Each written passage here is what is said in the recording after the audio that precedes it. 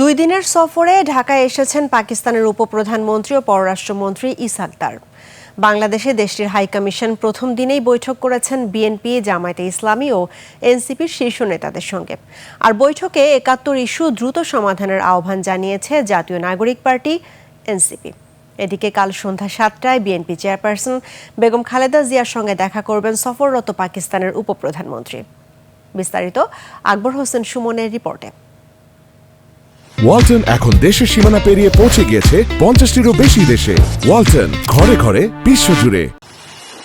দীর্ঘ ১৩ বছর পর ঢাকায় পাকিস্তানের উপপ্রধানমন্ত্রী ও পররাষ্ট্রমন্ত্রী হযরত শাহজালাল আন্তর্জাতিক বিমানবন্দরে মোহাম্মদ ইসহাক দারকে স্বাগত জানান পররাষ্ট্র সচিব আসাদ আলম সিয়াম। গত বছর ৫ আগস্ট শেখ হাসিনার সরকার পতনের পর ইসহাক দারকে নিয়ে পাকিস্তানের মন্ত্রিসভার তৃতীয় কোনো সদস্য সফরে এলেন।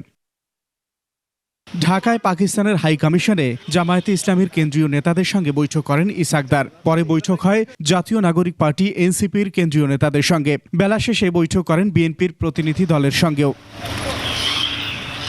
বৈঠক শেষে বিস্তারিত জানান এনসিপি নেতারা। বাংলাদেশের সাথে পাকিস্তানের সম্পর্ক বৃদ্ধির ক্ষেত্রে, যে কোনো ধরনের সম্পর্ক বৃদ্ধির ক্ষেত্রে অবশ্যই 71 ইস্যু, ৭১-এর ইস্যুকে অবশ্যই ডিল করা উচিত। আমরা সেই প্রসঙ্গ তাদের কাছে উত্থাপন করেছি এবং বাংলাদেশের সাথে পাকিস্তানের শিক্ষায়, তারপরে অর্থনীতিতে এবং সংস্কৃতিতে যে সম্পর্ক উন্নয়নের জায়গাগুলো রয়েছে, সেই জায়গাগুলোর বিষয়ে আমরা তাদের সঙ্গে কথাবার্তা বলেছি।